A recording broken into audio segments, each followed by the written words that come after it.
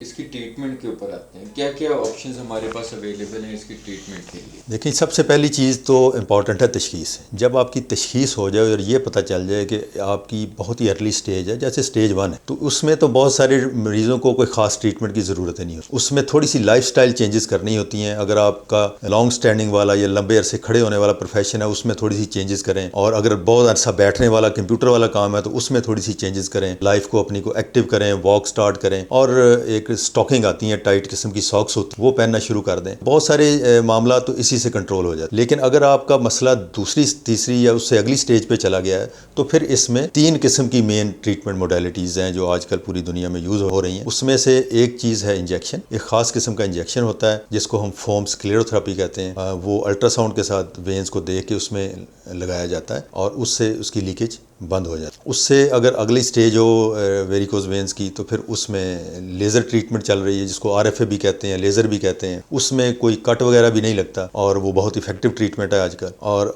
बाज़ मरीज़ ऐसे हैं जिनको आज भी ऑपरेशन की ज़रूरत होती है, जिनमें RFA किसी वजह से नहीं की जा सकती, तो उसमें ऑपरेशन हो जाता है और ऑपरेशन भी बहुत ही इफेक्टिव ट्रीटमेंट है। और ये सारी ट्रीटमेंट के बाद अगर कोई मसला आने का दोबारा रिस्क होता है तो सिर्फ 5 to 10% ये ज़हन में रख, और वो भी कई सालों के बाद, 5, 10, 20 सालों के बाद किसी को अगर दोबारा हो भी जाए तो वो माइनर फॉर्म में आती हैं और वो बड़ी इजीली ट्रीटेबल होती हैं और आमतौर पे उसको दोबारा ऑपरेट करने की ज़रूरत नहीं होती। वो सिंपल इंजेक्शन से ठीक हो जाती हैं या सिंपल स्टॉकिंग से कंट्रोल हो जाती है। सर, जैसे आपने बताया इसमें मल्टीपल ऑप्शंस हैं। कंजर्वेटिव मैनेजमेंट कर सकते हैं, इसमें फोम स्क्लेरोथेरेपी कर सकते हैं और RFA कर सकते हैं, सर्जरी कर सकते हैं। आजकल कौन सा पॉपुलर जो है ना मकबूल तरीन जो इसका मेथड है ट्रीटमेंट का, उसके ऊपर आप देखें जी, सबसे पॉपुलर मेथड तो वही होगा जिसमें मरीज़ ऑपरेशन से बच जाएगा। चूँकि ऑपरेशन के नाम से लोग डरते हैं, तो जो भी मिनिमली इन्वेसिव या कम से कम ट्रॉमा के साथ ट्रीटमेंट की जा सकती है वही लोगों को अपील करती है।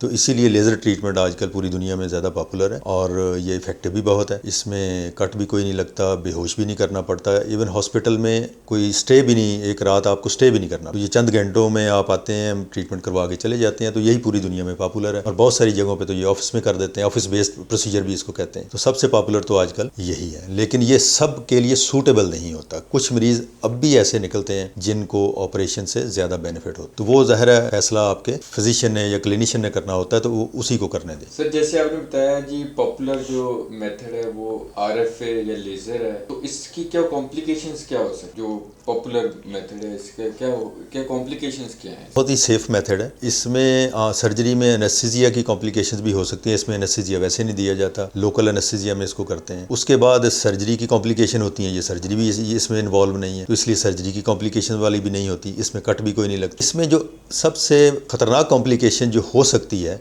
वो है DVT, यानी कि डीप वेन थ्रोम्बोसिस। जो मसल्स की वेन्स हैं उनमें बाज़ मरीज़ों में क्लॉट बनने का रिस्क होता है, लेकिन ये इतना माइनर रिस्क है और इतने कम लोगों को होता है कि मतलब इसको मेंशन सिर्फ हम इसलिए करते हैं कि किताबों में इसका जिक्र है। हमने आज तक जितने प्रोसीजर किए हैं कि 300 से ज़्यादा हम लेज़र कर चुके हैं इधर लाहौर, तो उसमें मेरा ख्याल है शायद एक पेशेंट को हुआ है। इसी तरह जो किताबों में इसका फिगर लिखा है वो भी लेस देन 1%। तो बहुत कम लोगों को ये मसला होता है। बाकी छोटी मोटी ब्रूज हो जाता है, हल्की सी पेन थोड़े दिन के लिए रहती है, कोई सीरियस कॉम्प्लिकेशन इसमें नहीं है। तो अगर कोई RFA कराता है या फिर वो सर्जरी की तरफ जाता है, तो इन दोनों में कोई डिफरेंस है रिकरेंस का या सेम है? काफ़ी मरीज़ ये सवाल आगे करते हैं। ट्रीटमेंट मोडेलिटी से दोबारा होने में कोई फ़र्क नहीं, ये ज़हन में क्लियर कर लें। मरीज़ का लेज़र के साथ ट्रीटमेंट हो या ऑपरेशन के साथ ट्रीटमेंट हो, जो दोबारा होने का रिस्क है वो उतना ही रहता। तो फ़र्क जो दोनों में मेन ये है कि वो कट का फ़र्क है कि इंसिजन नहीं लगता, कट नहीं लगता, एनेस्थीसिया नहीं मिलता, बेहोश नहीं करना पड़ता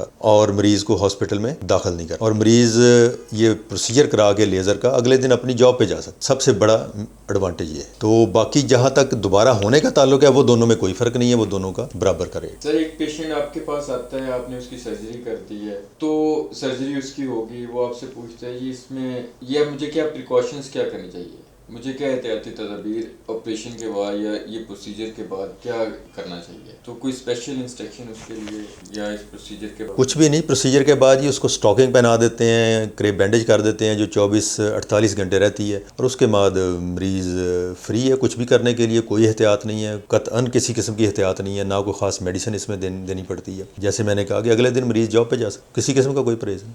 और सर ये कॉस्ट इफेक्टिव? कॉस्ट दोनों में आलमोस्ट सेम है, सर्जरी में और इसमें कॉस्ट आलमोस्ट सेम आती है, इसलिए कि इसमें एनेस्थीसिया की कॉस्ट निकल जाती है, मशीन की कॉस्ट आ जाती है, जो मशीन के साथ जो इंस्ट्रूमेंट यूज़ होते हैं उनकी कॉस्ट आ जाती है, और जो सर्जरी है उसमें एनेस्थीसिया की कॉस्ट ऐड हो जाती है, हॉस्पिटल में एक रात स्टे है उसकी कॉस्ट ऐड हो जाती है, तो आ जाके तकरीबन कॉस्ट इनकी बराबरी पड़ती है। सर बड़ा अच्छा आपने एक्सप्लेन किया। मेरा आपसे एक लास्ट क्वेश्चन है, अगर ये वेरिकोज वेन एक पेशेंट को डायग्नोज हो जाता है, उसकी रगें भी फूली हुई हैं, सोजिश भी है टांगों के ऊपर, और उसके बावजूद वो सर्जरी की तरफ या ट्रीटमेंट की तरफ नहीं आता, तो उसके बारे में आप क्या कहना चाहें? देखें जी, एक तो हमारे मुल्क में एक जनरल सा एटीट्यूड है कि हम इलाज लेट कराते हैं हर चीज़ का, उसमें सर्जरी इन्वॉल्व हो तब भी, ना इन्वॉल्व हो तब भी, तो वो तो जनरल एक अवेयरनेस की ज़रूरत है फैलाने की कि ट्रीटमेंट होनी चाहिए, जो भी मसला हो उसको ट्रीट करवाएं। इसी तरह ये मसला है, तो इसमें सिर्फ वो मिसकंसेप्शन दूर करने की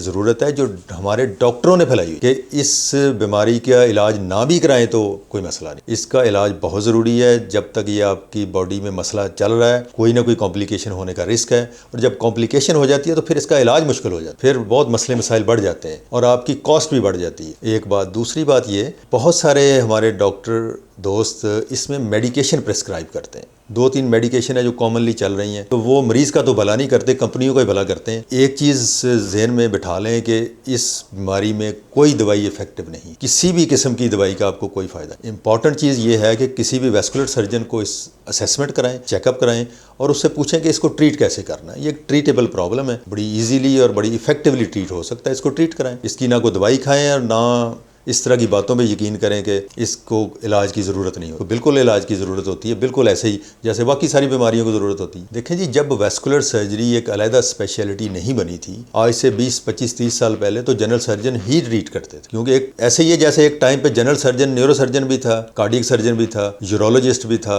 ऑर्थोपेडिक सर्जन भी था, वो सारा कुछ। तो जो ही साइंस ने तरक्की की है, स्पेशलिटीज़ डेवलप होती गई हैं, तो अब चीज़ें डिवाइड हो गई हैं, तो अब जनरल सर्जन ये चीज़ें ट्रीट नहीं करते, ना वो इफेक्टिवली कर सकते हैं और ना वो इन चीज़ों के साथ ट्रेंड है कि जो नई नई मोडेलिटीज़ और नई नई चीज़ें ईजाद हो गई हैं या दुनिया में चल रही हैं। तो इसलिए मेरा नहीं ख्याल कि किसी जनरल सर्जन को इसको ट्रीट करना चाहिए या आपको जनरल सर्जन से करवाना चाहिए। अब सर आपने टॉपिक बड़ा अच्छी तरह कवर किया है, इसके डिटेल में सारी डिस्कशन हुई है हमारी, तो आप लास्ट में आम आवाम को क्या मैसेज होगा? मैसेज मेरा बस इसकी डायग्नोसिस और ट्रीटमेंट के हवाले से ही है। इसको खुद डायग्नोज करें, आपको अपनी टांग देख के खुद ही अंदाज़ा हो जाएगा कि आपको मसला है। जो ही आपको अंदाज़ा हो, इसको फौरी चेकअप कराएं किसी प्रॉपर जगह पे, आपके अपने एरिया में जो भी वैस्कुलर सर्जन है, जो भी अच्छा हॉस्पिटल है, वहाँ जाके इसकी असेसमेंट कराएं, इसका डॉपलर अल्ट्रासाउंड करवाएं और डिसीजन लें कि इसको ट्रीटमेंट की किस तरह की ट्रीटमेंट की ज़रूरत है, और जो आपको रिकमेंडेशन हो उसके मुताबिक इसकी ट्रीटमेंट कराएं। इसकी बहुत इफेक्टिव ट्रीटमेंट है और इसका क्वालिटी ऑफ लाइफ पे